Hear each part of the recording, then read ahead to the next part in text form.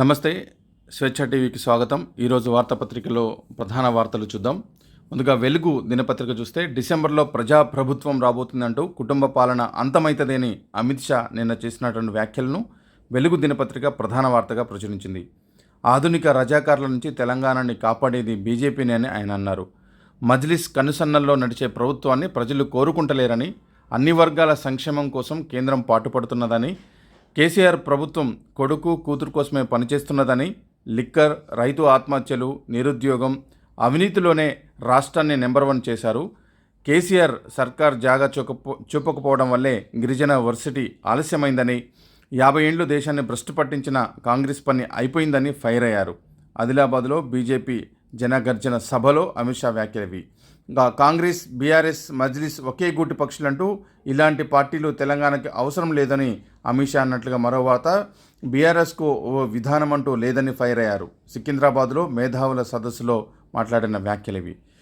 ఈసారి tough fight ఉండబోతుంది. వివిధ సంస్థల సర్వేల్లో ఇదే వెల్లడవుతుంది. బీఆర్ఎస్, కాంగ్రెస్ మధ్య పోటాపోటీ. కాంగ్రెస్ వైపు కాస్త మొగ్గు ఉంది. 10% పెరిగిన Congress BJP vote share. TRS vote share 10% down అయింది. గులాబీ పార్టీలో బుగులు, అవన్నీ ఫేక్ సర్వేలంటూ ఎదురుదాడి చేస్తున్నటువంటి వెలుగులో ఈ వార్తను కూడా మనం చూడవచ్చు. సీఎం కేసీఆర్ షెడ్యూల్ ఖరారైనటువంటి వార్త. హుస్నాబాద్లో 15వ తారీఖు ఎన్నికల శంఖారావం మొదలుపెట్టబోతున్నారు. వచ్చే నెల 9న గజ్వేల్, కామారెడ్డిలో ఒకే రోజు నామినేషన్ దాఖలు చేయబోతున్నారని వార్త చూడవచ్చు. కోడ్కు ముందు మాస్టర్ ప్లాన్ అంటూ ఓపెన్ స్పేస్ జోన్లోని భూముల కన్వర్షన్కు హెచ్ఎండిఏ ఆమోదం తెలిపినటువంటి మరొక వార్త. అప్రూవ్డ్ అంటూ వెలుగులో ఈ వార్త కనిపిస్తుంటే, ఓట్ల చీలికతో ఫాయిదా ఎవరికి అన్నటువంటి మరో వార్తను కూడా చూడవచ్చు. జనవరి 6, 7 తేదీల్లో గ్రూప్ 2 ఉండబోతుంది. ఎగ్జామ్ రీషెడ్యూల్ చేసిన టీఎస్పీఎస్ అనమాట. మీకు మర్చిపోలేని గుణపాఠం చెప్తా ఉంటూ హమాస్కు ఇజ్రాయెల్ ప్రధాని వార్నింగ్ ఇచ్చినటువంటి వార్త. మంత్రి శ్రీనివాస్ గౌడ్కు హైకోర్టులో ఊరట. ఆయన ఎన్నిక చెల్లదంటూ దాఖలైన పిటిషన్ కొట్టివేసిన బెంచ్.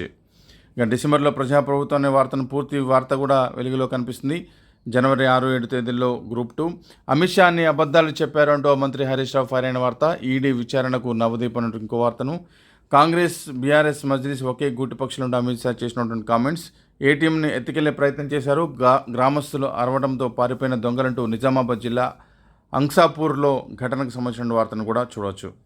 మంత్రి గంగుల నుంచి ప్రాణహాని ఉంది, రక్షణ కల్పించాలంటూ సీఎం కేసీఆర్కు ఓ అంధుడు విజ్ఞప్తిన వార్తను కూడా వెలుగులో మనం చూస్తున్నాం. 25న అలయబలైకి రండి అంటూ దత్తాత్రేయ పిలుపునిచ్చినటువంటి వార్త. గవర్నర్ని కలిసి నిన్న ఆహ్వానం ఇచ్చారు. హైకమాండ్ సూచనతోనే బస్సు యాత్ర. దసరాకు ముందు తర్వాత అన్నది త్వరలో చెప్తా ఉంటూ రేవంత్ రెడ్డి చేసినటువంటి కామెంట్స్. నేడు మేడారానికి కిషన్ రెడ్డి వెళ్ళిపోతున్నటువంటి వార్తను కూడా మనం చూడవచ్చు. అబద్ధాల బీజేపీకి గుణపాఠం తప్పదు అంటూ వచ్చే ఎన్నికల్లో ఆ పార్టీకి 110 సీట్లలో డిపాజిట్ గల్లంతి అంటూ కేటీఆర్ ప్రత్యేక ఇంటర్వ్యూ. జైషా క్రికెట్ ఆడారు, ఎక్కడ క్రికెట్ ఆడారు అంటూ ఆయన ప్రశ్నిస్తున్న వార్తను కూడా మనం చూస్తున్నాం. టఫ్ ఫైట్ అనేది పూర్తి విశ్లేషణతో వార్త మనకు కనిపిస్తుంది. వివిధ సర్వేలలో అదే వెల్లడవుతుందంటూ. ఎన్నికల కోడ్తో ఆశలు ఆవిరంటూ విద్యాశాఖలో రెగ్యులరైజేషన్, ఏజ్ పెంపు, ఏటీఎస్ అమలుకు బ్రేక్ పడింది. పండిట్ పీఈటీ అప్గ్రేడ్ల ఆర్డినెన్స్ విషయంలో నిరాశ అంటూ మరొక వార్త. ఒక్కో పనికి ఒక్కో యాప్. స్మార్ట్ ఫోన్లో ఎలక్షన్ కమిషన్ పూర్తి సేవలు ఉండబోతున్నట్టు మరొక వార్తను చూడవచ్చు. ఓట్ల చీలికతో ఫాయిదా ఎవరికి? ప్రధాన పార్టీలు బీఎస్పీ, వైఎస్ఆర్టీపీ, జనసేన, టీజేఎస్ల టెన్షన్ అంటూ ఈ ప్రత్యేక వార్తను కూడా మనం వెలుగు దినపత్రికలో చూస్తున్నాం. హమ్మయ్య, కోర్టుతో ఊపిరి పీల్చుకుంటున్న ఆఫీసర్లు, పోలీసులు, లీడర్ల వేధింపులు తప్పడంతో రిలాక్స్ అంటూ చిట్చాట్కి సంబంధించినటువంటి ఒక ప్రత్యేక వార్త. అంటే ఇప్పటివరకు బీఆర్ఎస్ నేతలు ఏది చెప్తే అది చేయాల్సిన పరిస్థితి ఏర్పడింది అన్నటువంటి బాధలో ఉన్నారంటూ కోర్టుతో ఊపిరి పీల్చుకుంటున్నారంటూ వార్తను మనం చూడవచ్చు. జనగామ టికెట్ పల్లాకి అంటూ నిన్న టీఆర్ఎస్ వర్కింగ్ ప్రెసిడెంట్ కేటీఆర్ ప్రకటించారు. కాంగ్రెస్తో పొత్తు ఇంకా కుదరలేదని నారాయణ. షురూ కాని సైకిల్ సవారీ, షెడ్యూల్ వచ్చిన సందిగ్ధంలో టీడీపీ అంటూ మరొక వార్తను చూస్తుంటే, నగరం సిటీలో పెరిగిన టెంపరేచర్లు అంటూ వాతావరణానికి సంబంధించిన వార్తను వెలుగులో కూడా చూడవచ్చు. మైనారిటీ ఓటు బ్యాంకుపై నజర్, ఓట్లకు పలు హామీలు ఇస్తున్న నేతలంటూ ఇంకొక వార్తను కూడా వెలుగులో కనిపిస్తుంటే, స్టూడెంట్ల ఉన్నత లక్ష్యాలతో ఉండాలి, ముందుకు దూసుకెళ్లాలంటూ గవర్నర్ తమిళసై నిన్న సికింద్రాబాద్లో చేసినటువంటి ప్రసంగానికి సంబంధించిన వార్తను కూడా మనం చూస్తున్నాం. సింగరేణిలో గుర్తింపు సంఘ ఎన్నికలు ఉన్నట్టా లేనట్టా? ఎలక్షన్లో నిర్వహించాలంటూ గతంలో హైకోర్టు జడ్జి ఆదేశాలు.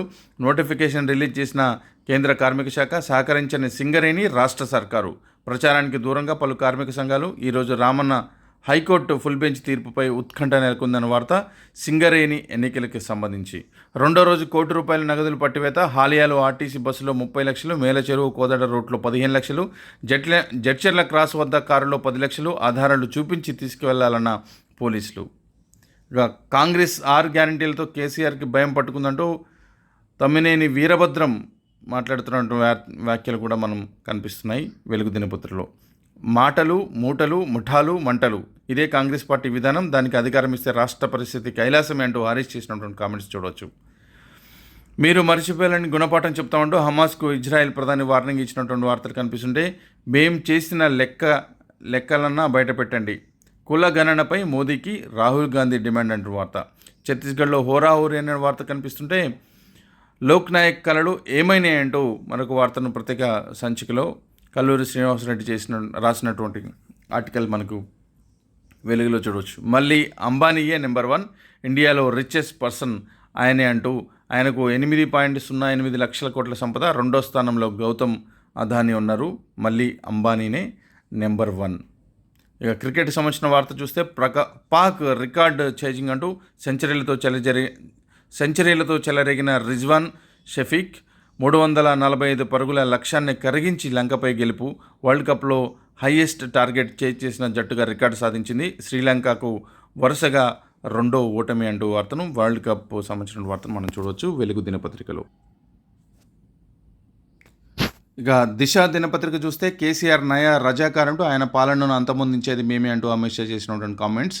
నజరానాలపై నజరంటూ మహిళా సంఘాలతో సమావేశాలు, ఒక్కో గ్రూపునకు లక్షల్లో బహుమతులు.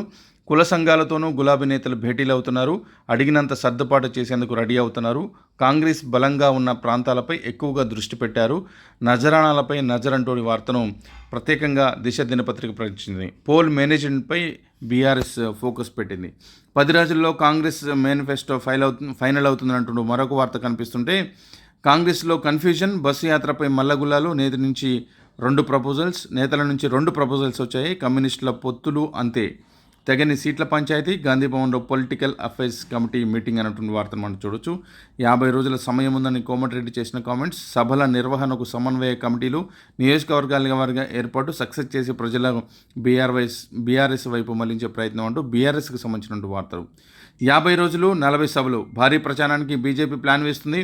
మోదీ షా సుడిగాలి పర్యటనలు చేయబోతున్నారు. కేంద్ర మంత్రులు వరుస సభలు. త్వరలో తెలంగాణకు యూపీ, అస్సాం సీఎంల రాక, కేంద్ర మంత్రులు ఇక రాష్ట్రాల సీఎంలుగా కాబోతున్నారా అంటూ వార్తలు. 50 రోజుల్లో 40 సభలు బీజేపీ ప్లాన్ చేస్తుంది. బీజేపీలోకి ఎమ్మెల్యే బేతి, ప్రాథమిక స్థాయిలో ముగిసిన సంప్రదింపులు అంటూ సీటు రాకపోవడంతో ఉప్పల్ నియోజకవర్గానికి ఎమ్మెల్యే బేతి సుభాష్ రెడ్డి బీజేపీలోకి రాబోతున్నారని వార్తను చూస్తున్నాం. కారు స్టీరింగ్ కేసీఆర్ చేతుల్లోనే ఉంది. 110 స్థానాల్లో డిపాజిట్ గెలవంతడు ఖాయం బీజేపీకి. రాష్ట్రంలో మత రాజకీయాలు చెలవంటూ మంత్రి కేటీఆర్ చేసిన కామెంట్స్ ఇవి. ఇక బాలికల జీవితానికి భద్రత ఏది అంటూ ఒక ప్రత్యేక కథనం దిశలో కనిపిస్తుంటే, వెదర్ ఆ 3 జిల్లాల్లో టాప్ అంటూ ఖమ్మం, నల్గొండ, పాలమూరు జిల్లాలపై బీఆర్ఎస్ నజర్. ఆ 3 జిల్లాల్లో టఫ్ ఉందని సర్వేలు చెప్తున్నాయి. 36% గెలిచే వాటిపై లెక్కలు. రంగారెడ్డి జిల్లాలోనూ ఎఫెక్ట్ పడే గుబులు. కాంగ్రెస్ బలంగా ఉందనే అంచనా, ధీటైన స్ట్రాటజీపై కసరత్తు చేస్తున్నారు. దిశలో చూస్తే కేసీఆర్ టూర్ షెడ్యూల్కి సంబంధించిన వివరాలు 15వ తేదీ నుంచి 18వ తేదీ వరకు ఆయన ఎక్కడెక్కడ తిరగబోతున్నారనేది కూడా క్లియర్గా డేట్లతో సహా మెన్షన్ చేశారు. కేసీఆర్ నయా రజాకార్ అనేది పూర్తి వార్త. గ్రూప్ 2 మళ్ళీ వాయిదా పడింది. జనవరి 6-7 తేదీలకు మార్చిందన్న వార్తను చూస్తున్నాం. మంత్రి గంగుల ఇలాకాలో డబుల్ లొల్లి అంటూ జర్నలిస్టుల పేరుతో పలువురు అవుట్సోర్సింగ్ ఉద్యోగులకు డబుల్ బెడ్రూమ్ ఇల్లు ఇచ్చారు. జర్నలిస్టులకు ఇవ్వాల్సిన ఇళ్లను ఇవ్వలేదు అంటూ అక్కడ లొల్లి నడుస్తుంది. గంగుల కమలాకర్ ఆయన ఇష్టం వచ్చిన వారికి ఇచ్చారంటూ చాలామంది జర్నలిస్టులు ఆగ్రహం వ్యక్తం చేస్తున్నారు. ఇక బీఆర్ఎస్లో సీనియర్ల ముసలమంటూ అధిష్టానంపై మాజీ ఎంపీ సీతారాం నాయక్ అసంతృప్తి వ్యక్తం చేశారు. ఇటీవలే పార్టీ తీరుపై మంద అసమ్మతి గలం వెలగక్కారు. పార్టీలో కనీస మర్యాద దక్కడం లేదని ఆవేదన వ్యక్తం చేశారు. ఈ వయసులో ఈ అవమానాలు అవసరమా అనే ఫీలింగ్లో ఉన్నారు. నన్నెందుకు దూరం పెడుతున్నారు అంటూ ఇద్దరు నేతలు చేస్తున్నటువంటి వ్యాఖ్యల్ని దిశ దినపత్రిక ప్రధానంగా ప్రచురించింది. బుజ్జగింపులు తప్ప న్యాయం జరగలేదంటూ వారిరువురు చేసినటువంటి కామెంట్స్ కూడా మనం చూడొచ్చు.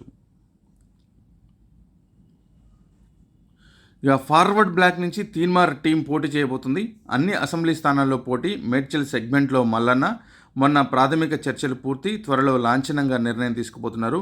మల్లన్నకు మద్దతుపై కాంగ్రెస్ జాప్యం ఫలితంగా ఈ నిర్ణయం తీసుకోబోతున్నారంటూ ఫార్వర్డ్ బ్లాక్ నుంచి తీన్మార్ మల్లన్న టీం పోటీ చేయబోతుంది. అన్ని సెగ్మెంట్లలో అభ్యర్థుల ఎంపిక కూడా పూర్తయిందనంటూ ఈ వార్తను కాంగ్రెస్ డెసిజన్ పెండింగ్లో పెట్టడం వల్ల ఆయన ఈ నిర్ణయం తీసుకుంటున్నట్టుగా ఈ వార్తను మనం దిశ దినపత్రికలో చూస్తున్నాం. ఇక తిరుపతి నుంచి పవన్ కళ్యాణ్ పోటీ చేయబోతున్నారంటూ మరో వార్త ఆంధ్రప్రదేశ్ సంబంధించినటువంటిది. ఇది విచారణ మళ్ళీ వాయిదా పడింది. సుప్రీంకోర్టులో చంద్రబాబు క్వాష్ పిటిషన్ వేశారు. శుక్రవారం కొనసాగుతున్న వాదనలు. ఏపీ హేట్స్ జగన్ అంటూ ఇద్దరు నేతలు చేసినటువంటి కామెంట్స్ కూడా మనకి దిశ దినపత్రికలో కనిపిస్తుంటే, సెమీఫైనల్స్లో ఆధిపత్యం ఎవరిదో, ఇందులో గెలిస్తేనే గ్రాండ్ ఫినాలేలో సానుకూల పవనాలుంటాయి. లోక్సభ పోల్స్కు ముందు ఆసక్తికరంగా 5 రాష్ట్రాల ఎన్నికలు. రాజస్థాన్, ఛత్తీస్గఢ్లో కాంగ్రెస్కు సవాల్గా అధికార వ్యతిరేకత. మధ్యప్రదేశ్లో బీజేపీకి ముప్పుగా కమల్నాథ్పై సింపతి. తెలంగాణ, మిజోరంలో ఎవరికి బలమెందా అంటూ ఒక ప్రత్యేక కథనం దిశపత్రికలో చూస్తున్నాం. మళ్ళీ అగ్రస్థానానికి అంబానీ. ఉప్పల్లో పరుగుల వరద అంటూ 4 సెంచరీలు నమోదు. శతకం బాదిన రిజ్వాన్, షఫీ, కుషాల్, సమర విక్రమ అంటూ ఉత్కంఠ మ్యాచ్లో శ్రీలంకపై పాకిస్తాన్ గెలుపు. ఈ వార్తను మనం చూడవచ్చు. ఇంకా సెల్ఫ్ లవ్ అంటూ మరొక వార్త కూడా, ఇవన్నీ సినిమాకు సంబంధించిన వార్తలు కూడా దిశలో కనిపిస్తున్నాయి.